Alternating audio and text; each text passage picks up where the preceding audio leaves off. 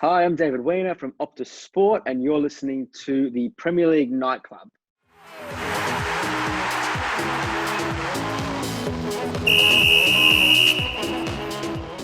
Hello, everybody, and welcome to the Premier League Nightclub podcast. My name is Damon, and of course, with me, as usual, I have the Woodrow and Woody. We are back for the first time in what feels like quite a length of time. New season meant that we separated the episode releases, and I'm not going to lie, I've missed it a lot. And what better way to bring it back with the man himself, as you heard in the intro, David WEINER. Thank you so much for joining us. It's a pleasure, guys. Good to meet you. Good to meet you, and look forward to having you on over the next little while. Now, Dave, to say Damon and I are fans is probably a little bit of an understatement. I reckon we religiously listen to everything you put out on Optus Sport. So, first of all, this is a massive moment for us to finally speak to you. Not necessarily face to face. You've got me on already. You didn't. This is what you meant to say to me in the message, not now. No, I'm sorry. But it is true. Like we consume Optus Sport media like no tomorrow, and obviously you're a massive part of that. So for us, it's a huge moment and privilege to have you on, and also to have someone on with your football knowledge, because I think on the Optus team, it is very clear how much you know about football, and not only Premier League, but the world game as a whole. Oh, it's a pleasure, guys. It's a pleasure. I find it's my job in a way. I find what you guys do very inspiring for the love of the game. It keeps guys like me on my toes and makes me remember, what it's all about. It's wonderful to talk to you guys, and don't underestimate how cool it is to see you guys out there doing what you do, and for the love of the game, and getting your mates around it and your audience around it. It's fantastic. It's the heartbeat of it. It's the pulse. It's why we do what we do. So looking forward to the chat. Whilst we're on the topic of sort of like content creation around the world game, I actually saw on Twitter, I think it was the other day, someone tweeted at Optus Sport asking where the Sunday morning show had gone that Optus had been doing in previous seasons. And I thought it was a really good point because, like, for me, that show was like, Woody and I are down in Melbourne, so we've got our AFL footy shows, and I'm sure Sydney have the same for NRL. And I feel like there was, I've never seen anything like it Premier League related. So I think Optus really hit the spot there. And I think it was Richard Bayless on Twitter mentioned that because of COVID, that sort of stuff had to take a back seat. So do you want to tell us a little bit about that and how that whole saga has affected off? Yeah. That was a great fun to do that show. That's probably the most dynamic little program I've been involved in because it had so many elements to it. It was trying to make a breakfast TV equivalent for football fans, which since the World Game has gone, and World Game wasn't so much breakfast, but that magazine style show of a weekend. I don't think football fans get that. Sports fans get Wide World of Sports, you get hours of Fox Sports News, you get all your code specific stuff, but there's not really one for football.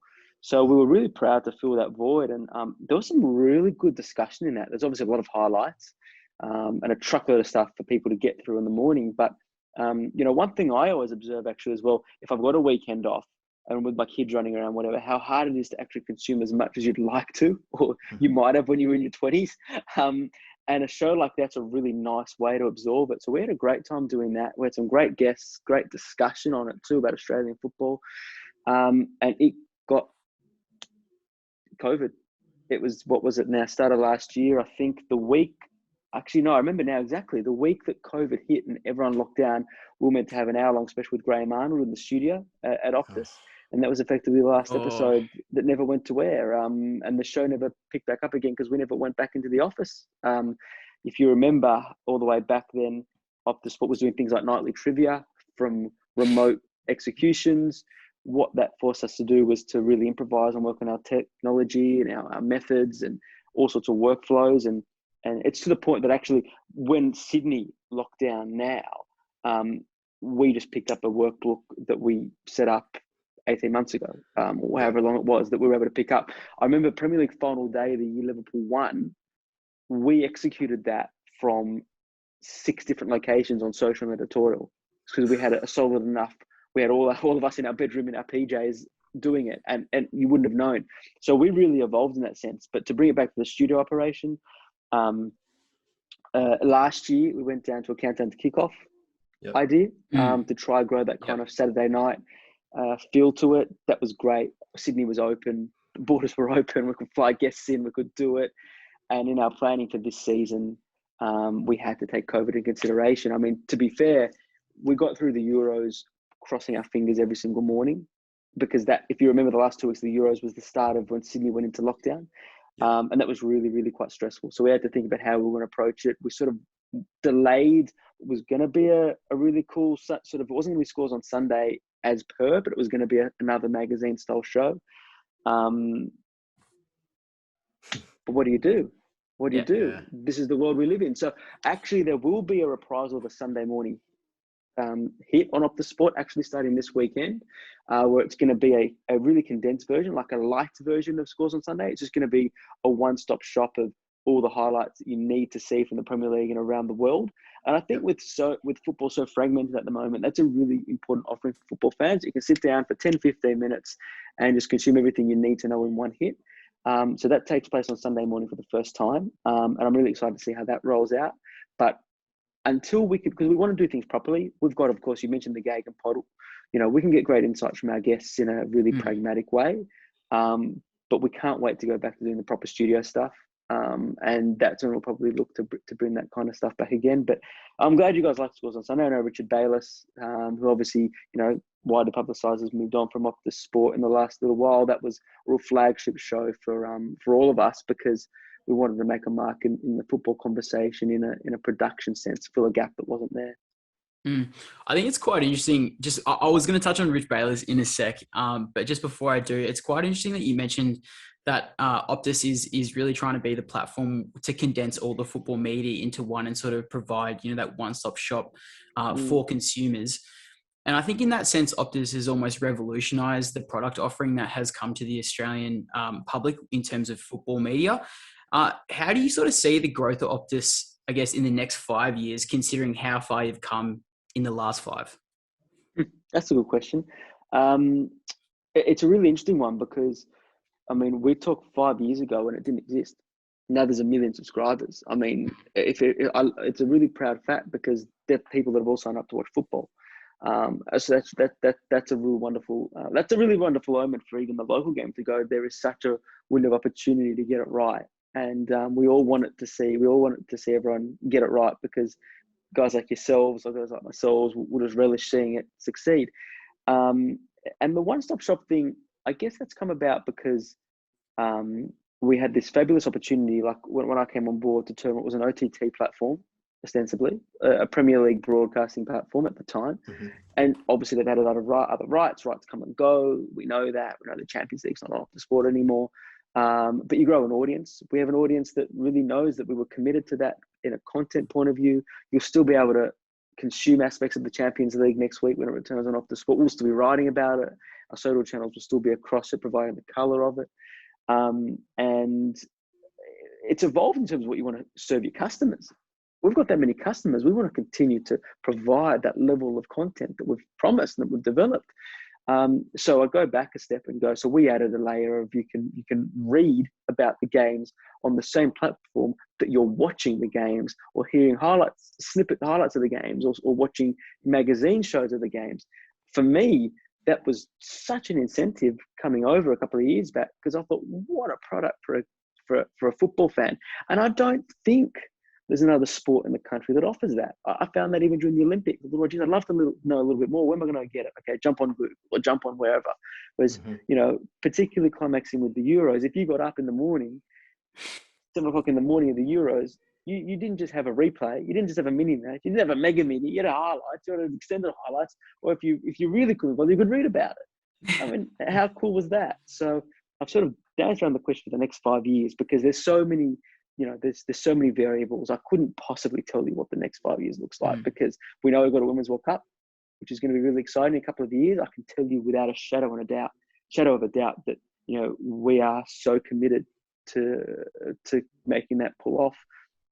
We see the WSL as a equal, you know, as a pillar that we're not the home of the Premier League. We're in the Premier League and the WSL. You know, the two flagship competitions with all the Australians there. And, you know, I want to build the pool of voices that talk about that. We've obviously got Samantha Lewis is you know, probably our flagship female football writer. But I'd love to see a position where that pool grows over the coming years, and we're looking at that at not the same depth because there's just not as much. You build it and they come. It's the Premier League is still where the most interest is, but that we're looking at the Women's Super League with with a talking points, with an interview, with a weekly column, with a regularity to it. So to answer your main question of where it goes in 5 years, like a lot depends. We've seen swings and roundabouts in right cycles. We've seen different platforms across broaden their horizons and add different sports. Optus has diversified because diversification is really important. We've got our fitness stream on it too, and that's really, really important because it needs to be, if just because the old man in the family is watching the app, well, what's the mum or the children going to do? There needs to be we want to have a wide offering in that sense. So I can't give you, if I had the answer to your question, I'd probably be swinging in different rooms, if I'm honest with you. But I actually think it's an exciting time for the football industry. I do tread carefully in what I say because I think as a consumer, it's a little bit of a weird time because you're being asked to dish out into a number of platforms. But for those who want to work in the industry, or as the industry sort of figures itself out, funnily enough, the game's gone from a place where there might have been a little bit of negativity around it maybe over the last 3 years in a local sense, to actually, I'm really positive. I think there's going to be opportunities for people. I think that the free-to-wear aspect for the A-Leagues and Socceroos is exciting. The Women's World Cup is exciting. The Socceroos, how they performed with this streak. Hopefully they can put themselves back on the map again. So I think it's an interesting time. There's going to be opportunities and equally for Optus Sport as much as anyone. I have to say that was probably as an extensive an answer that we could have asked for, which maybe begs another question. No, I was just gibbering. I've got no idea what I was No, it's all right. With Rich Bayless, like you mentioned, obviously being a well headline that he moved over to the APL as the first director of content. Does that maybe open up the door for you to be director of sport at Optus Sport? No. I think, and I think that's a really positive move for Australian football because, I've worked with Rich since he was Fox Sports News football lead, and I was the. I was going to say there's going to be a lot of crossover there. We've known each other for a long time and have very different approaches to content because one is an expert in television, one's more in digital. But it was his support and vision that facilitated the push for this. When I came over to Optus, you couldn't publish a word on the platform, and so those bricks and mortar layers that we leave behind, that he leaves behind, I should say, are really exciting. And it's really exciting to see him involved with the local game because obviously he produced the Football Belongs extravaganza, alongside a couple of others, key voices in the game. And he's made a very, very substantial contribution to the sport here. So, whatever happens at Optus, we'll see. But the beautiful part of it is to use a Tim Cahill word, if you're going to leave somewhere, you want to make sure that you've left it in a better state than it was. And Optus won't miss a beat going forward thanks to the structures that have been left behind. And that includes in my area, which is more focused on the digital and social remits. I think, first of all, they were really kind words about Richard. We loved having him on the pod it's almost a year and a half ago now, which is crazy. But there is one more thing that I want to touch on in regards to Optus Sport and the role it's played in the last couple of years. I think for me personally, something I've always been pretty passionate about is when we talk about the A-League, there's that, there's no support for it, et cetera, and that's maybe a discussion for another day. But I think if you told someone, say 5 years ago, that there would be a Premier League, service that would have over 1 million subscribers in Australia, I think, yes, it was not unlikely, but I think there would have been people out there who would doubt if there were enough people out there that would warrant, say, a service like that. And I think Woody knows I'm a little bit of a fantasy Premier League addict, but one of the things that I was actually interested in, I would go and look at how many Australian FPL players there were. And there would actually be more than, say, your NRL Supercoach or your AFL Fantasy.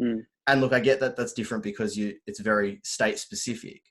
But I just found it super interesting that despite the constant narrative that, Australians don't fully embrace the world game, it's like, well, is that 100% true? Because evidence suggests that there is the opportunity for it to go even bigger here. And of course, the A-League is a part of that.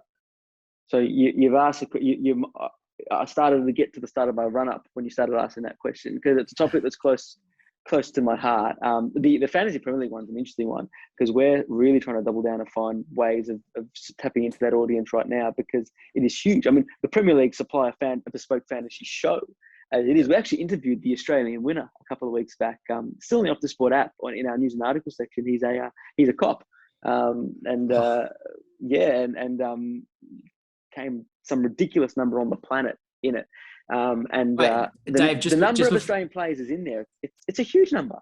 Dave, sorry, just before you keep going, Damo, I just want to cross-reference this. What did you finish last year overall?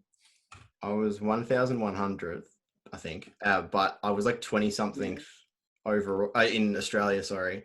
And I came third in the Optus Sport League, and I really wanted to win the Optus Sport League so that I could tweet you guys and say, yeah, if you want someone to interview, I'm available, but didn't quite get there. I think I really want, like, one thing that I'm really keen on, and it's a time and it comes in time. You can only build. I look at it one step at a time. We're only a couple of years of the process here, but I want guys like yourselves and the community out there, riding from the grandstand, because I think that's a really, really underutilized and really exciting part of it. And everyone's got such great ideas out there. I think it's not a ridiculous or outlandish suggestion there. And then we went off. We interviewed the guy who won it last year. That's a great result, Damo. But I think this guy was in the top 10 on the planet, or something like that. I know who was. I was tracking him the whole time. He was just insane. I think. Did he come top 10? It was top 10, wasn't it? It was something like that. But the thing that got me was, like, with 10 weeks to go, I was coming home like a steam train, and I was like, I could really cause some damage here. I wasn't going to win it, but I was getting close enough. But I think by memory, that person still had, like, his wild card to play and a bench boost or something, which is just insane to have with a couple of weeks left. Everybody's used that sort of stuff. Anyway, you've hit a point for me as well, and I could go on about it. No. It is a great little content area. Now, what were we talking about? What was the football fans in Australia? Yeah. I don't buy that nonsense. You know why? I've been fortunate enough to be in the industry for, I'm that guy now. It's nearly 15 years, and I'm blessed to have worked at a mainstream sports site, which was the number one mainstream sports site at the time in Fox Sports, and it was not a tabloid sports site at the time. It was a genuine sports site at the time that had some amazing, rich content. And I tell anyone that listens that at that time we were the first Facebook platform in the country that was not that was a broadcaster that got to 1 million fans. That's not such an important metric now. It was then, and Fox Sports Football was the first one, and our audience there. People don't know this generally, but it was as competitive as the NRL and AFL audience at its peak. And that was through a mixture of overseas content, of course, but at the time, we were the heartbeat of local content. And there was great local content, and there was a regularity to it. And so I don't buy this nonsense that there's no market out there. And obviously Optus did think that, because you don't build the foundation of an entire concept, i.e. Optus Sport, on a competition you don't think is going to build you a big audience and bring people across to your company. But this result here is fabulous. There's no doubt about that. And I only look at the engagement now on Optus Sport. Now I've moved since. And it is the most highly engaged platform on all three social medias: Twitter, Facebook, Instagram, out of the broadcasters in the country. And it is because there are so many fans out there craving for people to take them seriously, to engage with them, to do with them genuinely. And that's why I'm excited that if this new era of Australian football, and you have to call it that and look at that with a glass half full approach, if it gets nailed, I believe build it and they come. I mean, I might be naive, I might be too optimistic, but I've seen the results. I've seen the metrics when it's done right. And I just think that because, you mentioned the AFL and NRL, there are cultural roadblocks that have been in the way of the game for a very, very, very long time.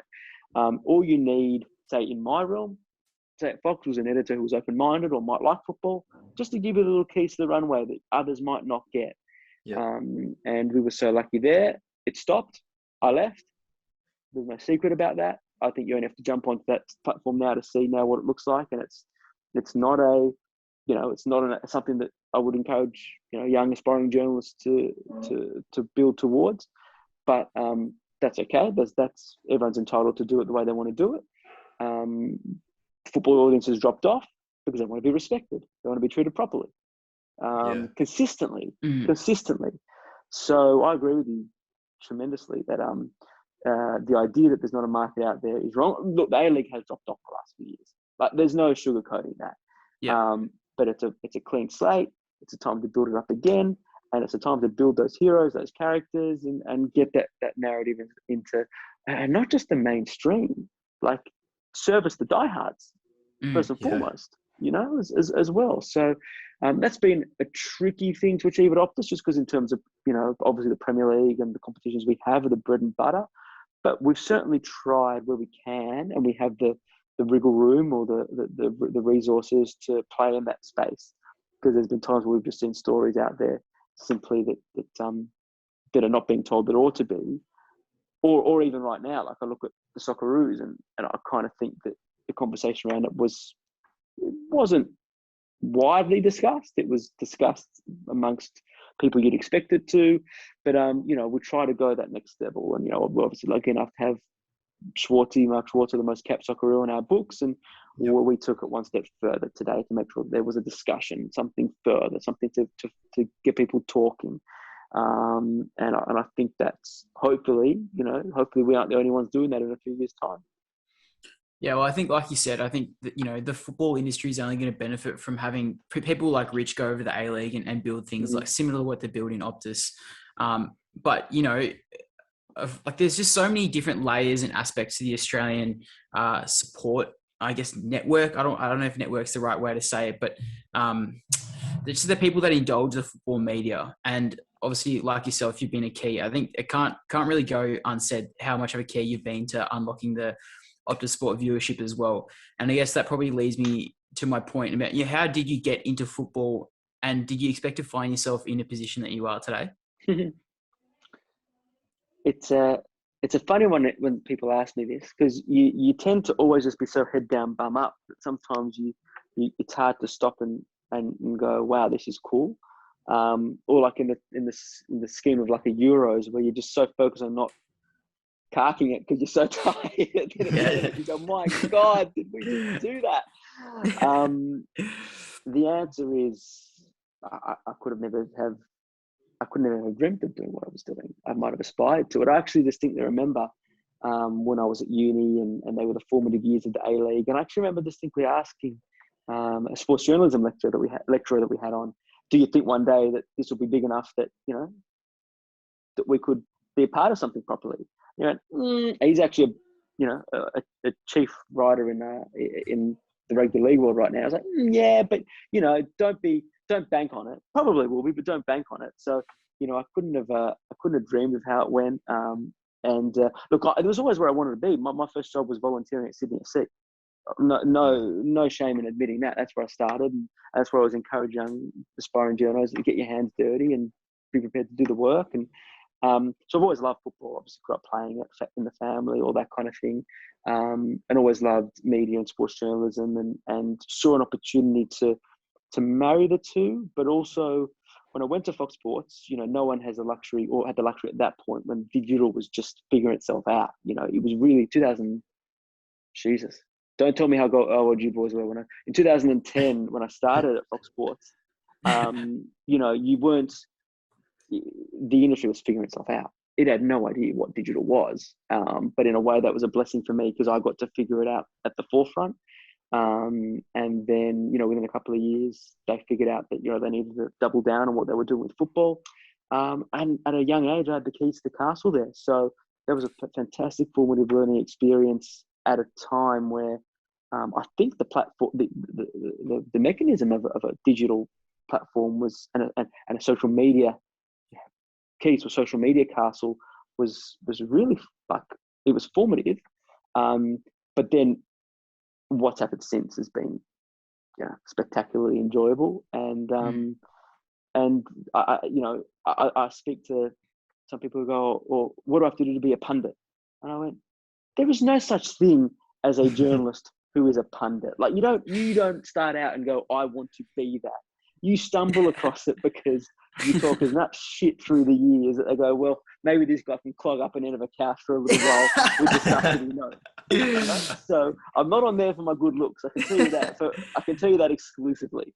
That just evolves over time naturally and organically. And very grateful for the journey I've had, and whatever happens from here. I'll look back at particularly that Euros in particular, before Johnny Aloisi went to Western United and whatnot. It was a fabulous little production that we had there, that Rich was leading. And I know that we that Australian football fans enjoyed that. I know I'm tremendously proud of that.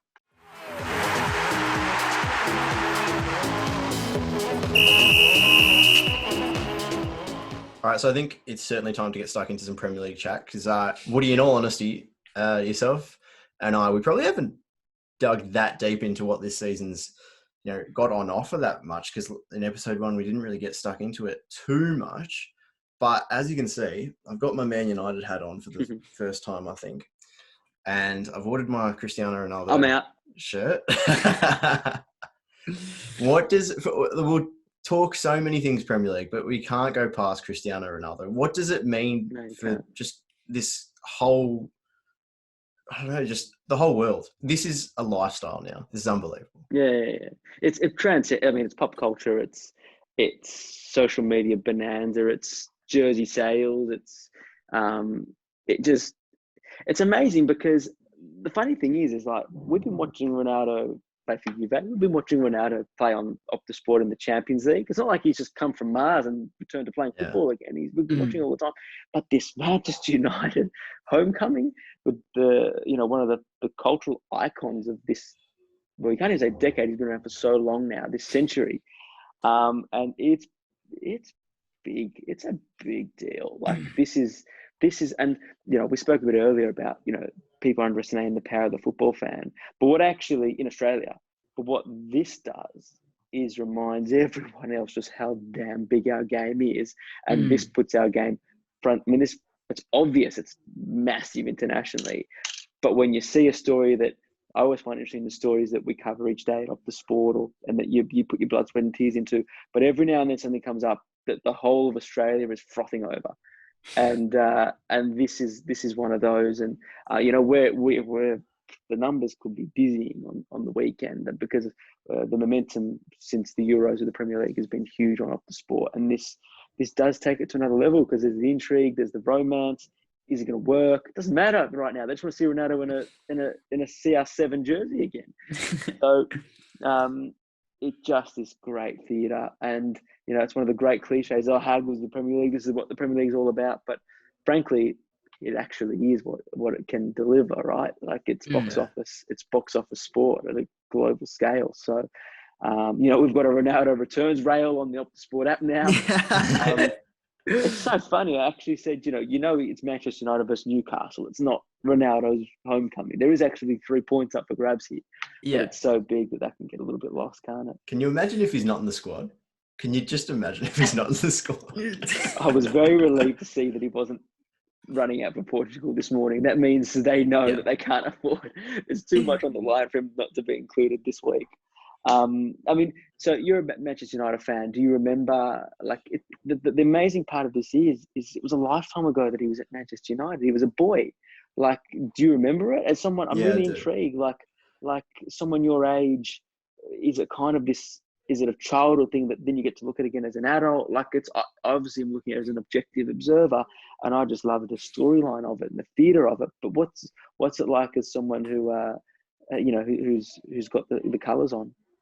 Well, I talk about the 2006 World Cup like any other, Aussie football fan. And that's sort of where it all kicks off, because Woody and I were 9 when that happened. And that's sort of the age where it started, like, this is actually like super important. People really care about this. And then sort of with that, Dad was a Man United fan and would watch a heap of games, but I was probably still too young to get up at 4 a.m. and watch Man United versus Portsmouth. But there was just like that element of Cristiano Ronaldo was the brand back then. Like he was what Manchester United was to me, at least. I remember playing in primary school, and it was just Ronaldo, and so I remember watching the 2008 Champions League final. I remember him missing the penalty, and I think I was 11, and so it starts to become a little bit more clear when you're that age. But Woody's a Man United fan too, and I just think we can both. It's so hard to explain to someone who doesn't like. Even yourself as a Chelsea fan probably does understand a little bit, but to non-football fans, it's like this is better than getting a promotion at work by a mile. It really just, it's hard to put into words how good it's fantasy, isn't it? It's fantasy, isn't it? The fact that it wasn't even on the cards until 24 hours earlier. Yeah. And it's a funny one because like it really wasn't. Like there was always obviously the Jorge Mendes was things behind the scenes, and Fergie was making the calls, everything like that. But it's interesting because we obviously got that partnership with the Athletic, and they got their fingers on the pulse. We kind of know what's coming. Like the smokes and mirrors thing, it's smokes and mirrors. Like what's and the Ronaldo stuff wasn't coming at the start of the week. It wasn't the story that it exploded in. And in this day and age, to have a story that you literally get up on Saturday morning, I was having a snooze, rest week before the season starts or whatever it was. I can't remember when it was now. Time's blurred. All I know is it wasn't working. And my wife just comes in with her phone, smirking, going, "You seen this?" And I'm like, "Oh, Jesus, here we go." You don't get that anymore. There's always a whiff of something, or you just get a little bit of an inkling something's going to happen. It was a spectacular. So you got all the emotions you talk about, and it was unbelievable drama too, because no one saw it coming. It was amazing. I think that's something we can probably all agree on, that taking a step back, this had to be hands down the most eventful transfer window that I reckon I've ever seen in my lifetime. And Dave, I don't know about you, but just some of the things that were happening in the stories and almost the romance of a couple of the stories, like Ronaldo, almost like Lukaku coming back to Chelsea. Just it was just such a spectacle, and it's something that I don't think that I've ever witnessed before or seen. I guess the magnitude of moves that happened. No, it was a soap opera. It was a soap opera. That's what, because the thing is with the transfer window is there's a lot of huffing and puffing. Like it is such a big industry alongside the actual on-field aspect of it. Both in terms of, media consumption, but also the fact of what it actually is in terms of a part of the game, and how much money goes around in it. But it's a cliche every time in the media talking about hype, this is a great transfer window, and you get the deadline day and you go, actually, bugger all happened. We've just been huffing and buffing for 2 months to make your mountain out of a molehill. Nothing's actually happened. But this would have been big even if Messi and Ronaldo probably hadn't happened. But because you throw in the British transfer record for Grealish, you throw in the Harry Kane antics, you throw in the way PSG played the game and built the first 11 above a first 11 on free transfers. We look at Barcelona being an absolute disgrace of a club in terms of their management of their squad, and you look at Kylian Mbappe. Does he want to leave? He does want to leave. There's something going on here. But that in itself would have been enough. But then you get the two players of our lifetime both leaving, and Messi leaving Barcelona crying like that.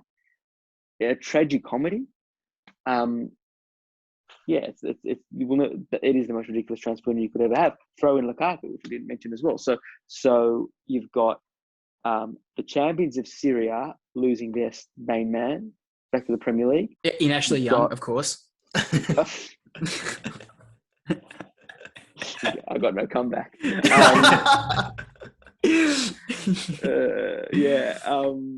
then you've got, Atletico getting Griezmann back off Barcelona. I mean, that final bit of farce there. You've got Bayern fleecing the Leipzig of their coach, captain, and best player. And and then you got these two guys. So it's just crazy, But behind it, a little bit concerning, because I think the Premier League is now miles ahead in terms of, because of COVID, the installation of the TV deal. They're miles ahead in terms of financial muscle. And I think, and I know Spurs are first at the moment, but I think as great as the top four is going to be, I do wonder whether there's a real concentration now back in that top four again.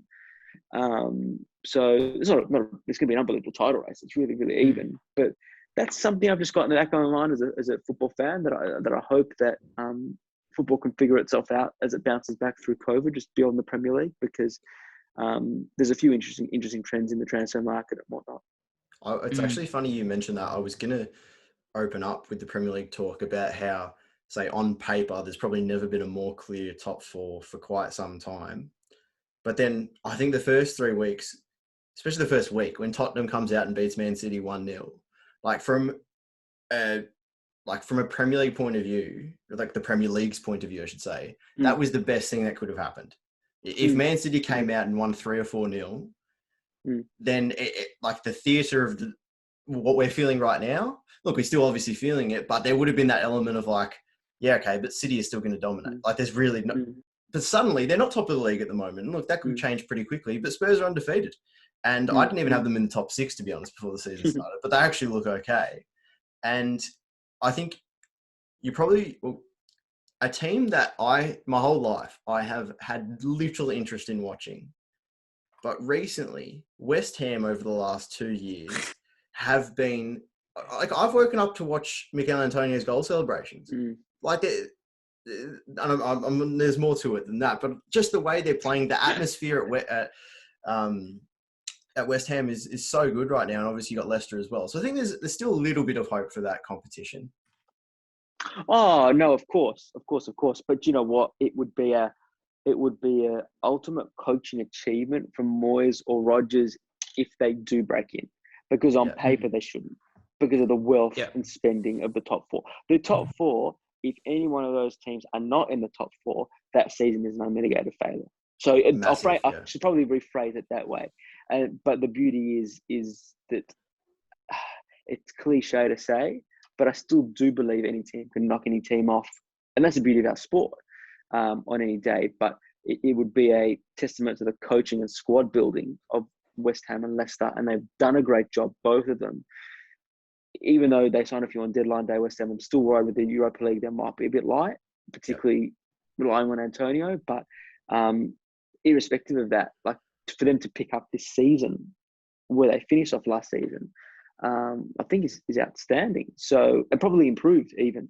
I agree with that. But it's not to say that I'm writing those teams off. If they were to break in or even maintain and keep Tottenham out, I think that'd be a fantastic achievement. I think the West Ham discussion in particular is quite interesting, because a lot of people forget the financial situation that they were in a couple of years ago, and that for majority of a couple of years ago, they were actually bottom half, and they went through probably 6 or 7 weeks in the second half of the season where there was a possibility they could get relegated. They were that bad. Yeah. And people forget that because they're such a big club. But I guess more steering back to the transfer period in general, obviously, we saw the Big Six transfers of the Big Six. And by the way, for the Big Six, we actually leave out Arsenal these days and we put West Ham instead. I think looking past those teams, were there any clubs that you thought had underrated transfer periods? So good question. And just on that, on West Ham, by the way, if you think about the COVID period and how that sort of crowds, no crowds, whatever, actually West Ham was not a nice place to be in terms of the home crowd at the start of that period where boys had them on the bubble of relegation. And now it looks like they're absolutely pumping there at their stadium. So you're dead right bubbles. In terms of the change. Yeah, they're blowing bubbles and having the time of their life. Actually, I know the jury's still out on Leicester, but I think they spent shrewdly and smartly. Again, picked up a couple of you can see what they're trying to do and the types of players they got, particularly Pat Daka, who's literally we hope we get another season out of Vardy, but if we don't, this, we saw at the Euros at he is a talent. He's got stuff coming through. I don't think Aston Villa spent their money like Spurs' Magnificent Seven off Bale a few years back. I think they're all players that have the ability to complement each other and be embedded in to the team. Whether it works, Grealish is such a loss that if it doesn't work, it's not impossible that it won't work. But I think it can. Who else? It feels like a lifetime ago now at the transfer window. To be honest, sorry. They were the two main ones, and I'm not including Arsenal in that discussion, even though they spent the most. I think I really rate Demarai Gray to Everton. I think he's had an awesome start to the season. Yeah. That was I think obviously the jury was out on that pretty early. I mean, he's been a player who's had so much promise, hasn't really delivered from what we saw when he went to Leicester a couple of years ago. But yeah, the first few games that I've seen him, it's been pretty good. And he's way into my FPL team, so that's always a good sign. Well, to be fair, is he as cheap in FPL as he was in real life? Because if you took pound for pound signings, he's the signing of the season so far in inverted commas after 3 weeks. Because at least you can see there exactly what Benitez is doing. Now, whether they can sustain that and there's enough variety in that and what happens if they go down, him and Townsend. But at least, it's good to always see, if I was a fan of Everton, at least I'd know what Benitez is trying to do. Because they obviously have a lot of skepticism about him coming in. But at least that's kind of a pretty clear plan. It's not just hodgepodge signing whoever you can get, sorry. So, no, actually in terms of like volume, no, but for what they paid, they did very well, Everton. Very nice. Just one question on the Benitez situation. Obviously, there was so much conjecture about him going to Everton because of his history and obviously the success he had with Liverpool. On a larger scale, do you think that some of the nuances of the narratives of each club and their rivalries and whatnot, do you think they almost get downplayed now and diluted as the Premier League is so widely transferred across the world and publicised? One of the things interesting is particularly getting the Premier League production service through is actually how concentrated the coverage is on the big 4/6.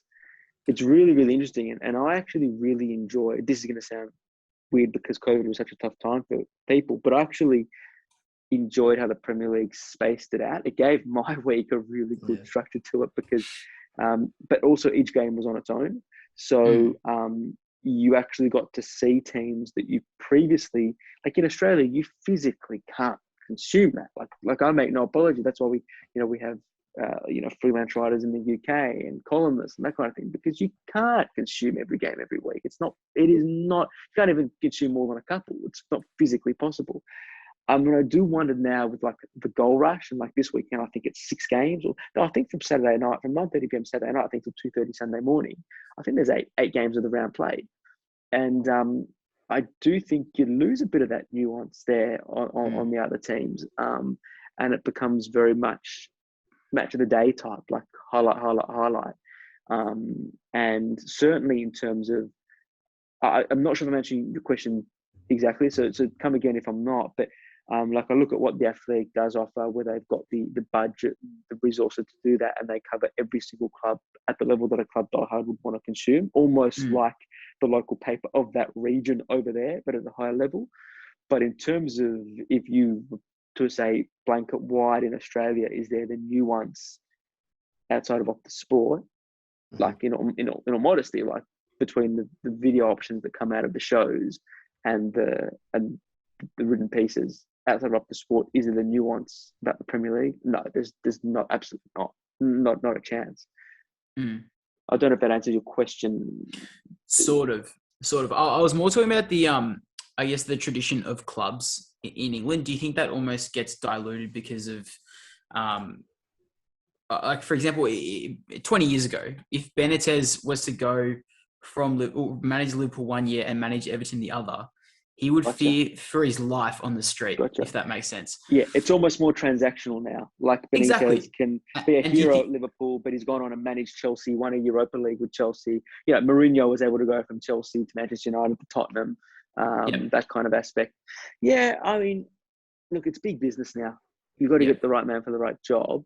I think there's that really fine balance with the Premier League to what it is to the absolute pure traditionalists in England, across the globe, because across the globe, the people that started supporting it 50 years ago with the First Division. There are pure reasons for that. But let's call a spade a spade. We're supporting it here from Australia. You're in your 20s, I'm in your 30s. We have reasons we fell in love with particular clubs. Our connection is not the same traditional reasons that you're referencing there. So the landscape has changed a lot, particularly the Premier League lives up to this kind of global billing of what it is. Yeah, quite possibly. And foreign owners, I'd like to think they would have done the reconnaissance and known the gamble they were taking with Benitez. But ultimately, the initial fan reaction was not something that obviously weighed in their decision, because they went and did it. So I think that's a really interesting sort of tapestry layer, because sometimes you see some social media, well, how can you be a real fan? You're in Australia. Well, I'd argue back to that have you ever watched your team through the middle of the night? That's a very Simon Hill, argument. Is it? Yeah, right. Yeah. But that's not to say that we're right and they're wrong, or they're right and we're wrong. It's everyone's got their own meaning or reason for supporting a team. Yeah. Very good. Yeah, interesting question. I don't know how that gets. I don't know what happens with that in the future. When you got sheiks and oligarchs and all sorts of people buying into clubs. It's complicated. Sure.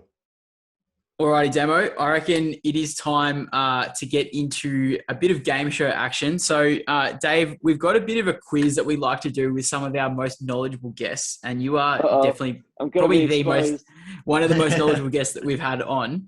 It's getting close to my bedtime. Can I use that as an excuse? I promise you, it will not take long. I promise you. Damo reckons he's a bit of an aficionado, and with the FPL as well, his knowledge base has just grown exponentially. So I need someone to put him in his place, and I'm looking to you. So please put him in his place. So the way this game show works is it is a series of 5 questions. It's a mix of past and present players, clubs, and managers. So each round is based upon one of those, and I'll tell you what it is that you're trying to guess. You get 5 clues, and to trigger, you get one guess. And so as soon as you make a guess, and if it's wrong, therefore you rescind your chance to answer again, and then therefore the other person can listen to the rest of the clues if it hasn't expired already, and they can make their guess. So it is best of 5. Damo, you ready? Let's do it. Dave, you ready? Alrighty. Alrighty. Round 1. We are guessing a player. Clue 1. I joined my current team in 2019. 2. I am French. 3. In the entire Premier League 2020-2021 season, I scored only 3 goals. 4. That's last season. I have played for a total of 6 clubs in 3 different leagues.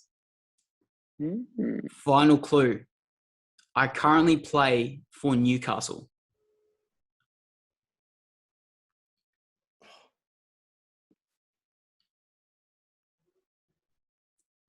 So if you have an answer, say your name, and then therefore you can guess. Say Maximin? Damon says yes. Maximin? Yeah, okay. It is Saint Maximin. What do we do if we've both got the same? Oh, is it first man in? First man in. You got that one. So I should have explained that before. Alrighty. Second, we're going for a club. Mm-hmm. Clue 1. I spent £57 million this transfer period. Clue 2. Since the start of the Premier League era, I have won 1 major trophy. 3. Harry Kane has played games for my club. Clue 4. Damon. Can we answer early? Or do you Yep, have yep. to wait for the clues?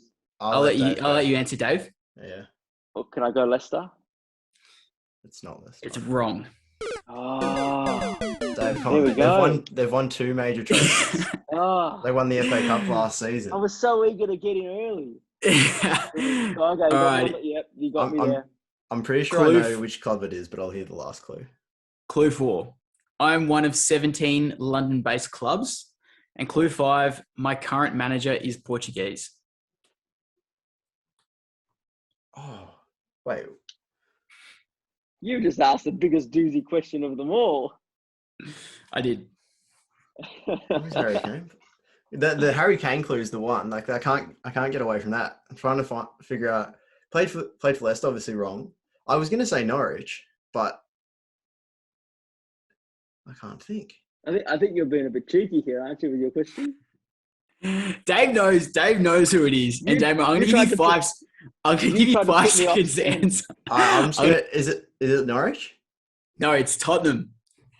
Oh. You got me upset. Got me on my factual inaccuracies of forgetting about the FA Cup last year. Oh my goodness. So there was a few answers to that one until I said that it was one of the 17 Premier League based clubs. I can't believe no one got that one. Alrighty, round 3. This is a former player. Alrighty. Of all the teams I've played for in my career, I made the most appearances for Manchester United. Clue 2. I was a defender at Manchester United. Clue number 3. I am currently a manager in the MLS. Can I go? Is it Ep2? Yes, it is. Yes, it is. Congrats, Dave. And that was a trick one as well because Phil Neville. I had to redeem myself. I passed stakes three rounds in. well, I think Phil Neville is. Not Phil Neville. Phil Neville is also manager, so that was going to be a bit of a trick as well. So we'll go round 4. Currently, it sits 1 round Damo, 1 round Dave, and that's it. Alrighty. Round 4, manager. Clue 1, I'm currently a manager in the Premier League.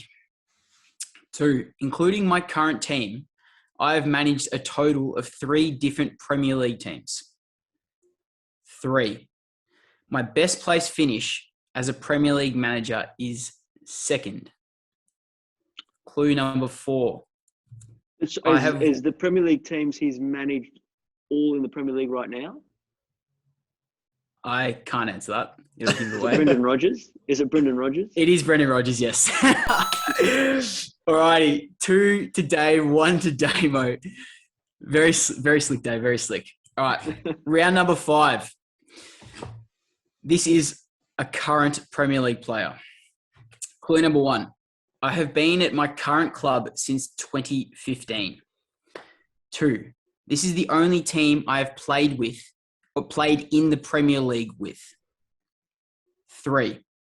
I have made only 1 appearance for my national team. Clue number 4. I have currently scored 4 goals in the current Premier League season. And clue number 5. Is it? I am. Can I jump in? Yep. Oh no, I've gone off early. Oh well, No. I've committed. I forgot the first fact. I was going to say Patrick Bamford, but I don't know if he's been at Leeds since 2015. So that is incorrect. Okay, yeah. No, I've shot. I've got out of the block. False start. Number 5. I am the all-time leading goal scorer for the club that I play for. Damo. Mikel Antonio. It is Mikel Antonio. Criminal trigger to that one. No, good one. So it Good question. ends up all square, 2-2. Can't say Damon's been put in his place, but he's we've done well. We've done well. So that well done. too easy. Alrighty, so I reckon that's where we wrap this one up, Woody. It's been an absolute awesome show. Dave, thank you so much for coming on. I know Woody and I had an absolute ball. I'm glad to have done so. Hope I haven't bored you to tears. No way. Absolutely No, not not. at all. Absolutely not at all. So basically what's just going to happen is Woody and I will whip out where they can hit us up on the socials and just basically plead with everyone to subscribe to us. And then we'll just ask you to say, I'm Dave Weiner. Thanks for booking with the Premier League Nightclub. Something like that to take us out. We'll point your way when it's your time to shine. No worries. Cool. All right, Woody, if they want to hit us up on the socials, where can they find us? Guys, you can find us on Insta at Premier League Nightclub, and you can search us up on TikTok as well at Premier League Nightclub. Damon, where can you find us everywhere else? You can find us on Twitter at PL Nightclub. Make sure to search us up on Spotify, iTunes, hit sub or follow wherever you like to listen. Also on YouTube, of course. Make sure you hit subscribe. It helps us out a lot. And I think we want to grow the YouTube a little bit more, Woody. Isn't that right?